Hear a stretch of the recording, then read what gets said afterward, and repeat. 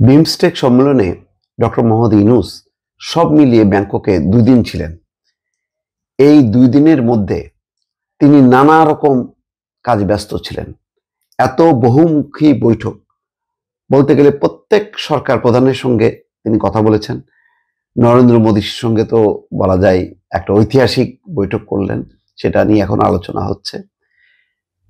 কিন্তু এর ফাঁকে যেহেতু মোদির সাথে ডক্টর ইউনূসের বৈঠকের রাজনৈতিক গুরুত্ব বিবেচনায় গণমাধ্যমগুলোতে এইসব খবর নানান দিক নিয়ে সবাই ব্যস্ত, তার বিশ্লেষণ করছে, খবর প্রচার করছে।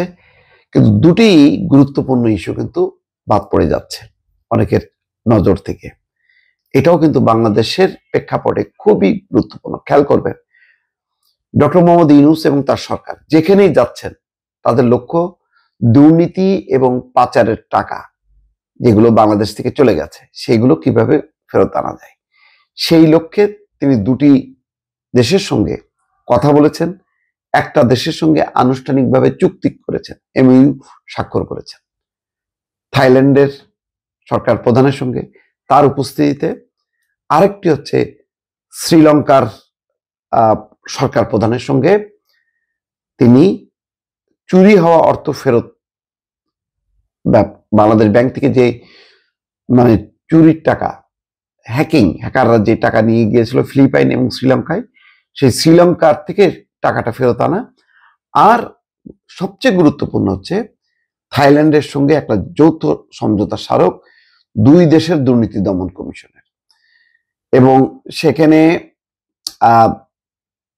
থাই সরকারের প্রধানমন্ত্রী এবং বাংলাদেশ সরকারের অন্তর্বর্তী সরকারের প্রধান উপদেষ্টা, তাদের উপস্থিতিতে 2 দেশের দুর্নীতি দমন কমিশনের প্রধান চুক্তি করেন, এমইউ স্বাক্ষর করেন, এবং দুর্নীতির টাকা কিভাবে ফেরত আনা যায় তার ব্যাপারে একটা তারা যৌথ অভিযান চালাবেন। এতে থাইল্যান্ডের তেমন কোনো লাভ নেই। থাইল্যান্ডের থাইরা কখনো বাংলাদেশের সেই চোর হোক, ডাকাত হোক, বাটপার হোক, তারা বাংলাদেশের কোনো ব্যাংকে টাকা জমায় না। কিন্তু বাংলাদেশের এই চোর, বাটপার এবং টাকা পাচারকারীরা এই 5ই আগস্টের পরে তো গেছেই, তার আগেও ঝাঁকে ঝাঁকে তারা থাইল্যান্ডে গেছে, মালয়েশিয়ায় গেছে, তারপরে কম্বোডিয়ায় গেছে, যেখানে টাকা বস্তা বস্তা টাকা নিয়ে যায় তারা ওইসব দেশের নানা রকম তারা রেসিডেন্স পারমিট নিয়ে ব্যাংক অ্যাকাউন্ট খুলে সেখানে টাকা জমিয়েছে। সেই সব ব্যক্তিকে অনুসন্ধান করে যাতে তাদের টাকা কি পরিমাণ জমা হয়েছে এবং সেটা পাচার করা টাকা কিনা, এইটা তদন্ত এখন যৌথভাবে থাইল্যান্ডের দুর্নীতি দমন কমিশন এবং বাংলাদেশের দুর্নীতি দমন কমিশন যৌথভাবে তারা পরিচালনা করবে। যদি এরকম পাচার টাকা, যদি থাই কর্তৃপক্ষ নিশ্চয় আস করবে যে তোমার এত কোটি টাকা এখানে জমা আছে, এর উৎস কোথায়, এ দেখাও, কাগজ দেখাও, তাহলে ওই টাকা বাজেয়াপ্ত হবে এবং ওই টাকা দেশে নিয়ে আসতে পারবে। এই সংক্রান্ত একটা চুক্তি স্বাক্ষর করেছে। এবং এখানে বলছেন যে থাইল্যান্ডের ব্যাংককে বিমস্টেক সম্মেলনের ফাঁকে দুদক চেয়ারম্যান ডক্টর মোহাম্মদ আব্দুল মোমেন এবং এনএসিসির সভাপতি সুচার্ট ট্রাকুলকাসেমবুক নিজ নিজ প্রতিষ্ঠানের পক্ষে সমঝোতা স্মারকে স্বাক্ষর করেন।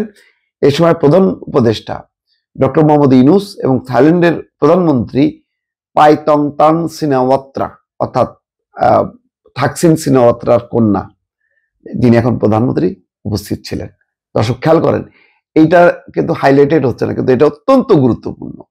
দুর্নীতি, পাচার করা টাকা ফেরত আনার ক্ষেত্রে এই চুক্তিটা অত্যন্ত, এবং আমি নিশ্চিত যে যদি দুর্নীতি দমন কমিশন বাংলাদেশের দুর্নীতিবাজদের তালিকা থাই কর্তৃপক্ষের কাছে দেয় যে এই লোকগুলোর অ্যাকাউন্ট আছে কিনা চেক করো, সার্চ করো এবং আটক করো এবং তোমরা অনুসন্ধান করো, তাহলে কিন্তু কাজ দেবে। থাইল্যান্ড কিন্তু এইসব ক্ষেত্রে কোনো ছাড় দেবে না। দুদক চেয়ারম্যান আব্দুল মোমেন আশা প্রকাশ করেন এই সমঝোতা স্মারক বাংলাদেশ এবং থাইল্যান্ড উভয়কেই দুর্নীতির বিরুদ্ধে আরো কার্যকর লড়াইয়ে সহায়তা করবে। তিনি বলেন, বাংলাদেশি দুর্নীতিবাজদের অনেকেই প্রতিবেশী কয়েকটি দেশে আশ্রয় নিয়েছে। ভারত, থাইল্যান্ড, মালয়েশিয়া, দুবাই, এইসব জায়গা হচ্ছে তাদের মানে বিস্তৃত কার্ড আছে, মানে যারা ইউরোপ আমেরিকার বাইরে অন্য বাকিরা আছে তারা এইসব দেশগুলোতে আছে। তিনি বলেন, বাংলাদেশি দুর্নীতিবাজদের অনেকেই প্রতিবেশী কয়েকটা দেশে আশ্রয় নিয়েছেন। আমরা বিশ্বাস করি এই সমঝোতা স্মারক তাদের খুঁজে বের করে আইনের আওতায় আনতে সহায়তা করবে। এটা খুবই একটা ভালো একটা কাজ করছে। আর পাশাপাশি দেখেন, বিমস্টেক সম্মেলনে যে এত কিছু করার কিন্তু কথা না, কিন্তু ওই যে মাথার মধ্যে আছে যে দেশে টাকা ফেরত আনবো, ফলে যেখানেই যাচ্ছেন এই 2 দিনের মধ্যে ইয়ত কনফারেন্সে বক্তব্য, বিমস্টেক সম্মেলনে বক্তব্য, সকল সরকার প্রধান এবং গুরুত্বপূর্ণ ব্যক্তিদের সাথে বৈঠকের পর বৈঠক, এটা নজিরবিহীন। আপনারা তুলনা করেন আগের আমল আর এই আমল, এটা কোনো এই প্রমোদ ভ্রমণ না যে একটা সম্মেলন হলো, আসলাম, এসে একটা লম্বা বক্তৃতা দিয়ে তারপরে গেলাম মার্কেটিং, তারপরে সমুদ্র সৈকত এখানে ওখানে। না, ডক্টর ইউনূস সেই মাপের লোক না, সেই মানের লোক না, এটা মোটামুটি বিশ্বাস রাখতে পারেন। এবার বাংলাদেশ থেকে চুরি হওয়া অর্থ ফেরত আনতে শ্রীলঙ্কার সহযোগিতা চেয়েছে বাংলাদেশ। শুক্রবার ব্যাংককে অনুষ্ঠিত বিমস্টেক সম্মেলনে ফাঁকে বাংলাদেশের প্রধান উপদেষ্টা অধ্যাপক মোহাম্মদ ইউনূস শ্রীলঙ্কার প্রধানমন্ত্রী হারিনিয়া আমারাসুরিয়ার সঙ্গে বৈঠক করেন। শ্রীলঙ্কার প্রধানমন্ত্রী, এখন প্রেসিডেন্ট আসেননি, প্রেসিডেন্ট হচ্ছে মোদির সঙ্গে ব্যস্ত কলম্বোতে।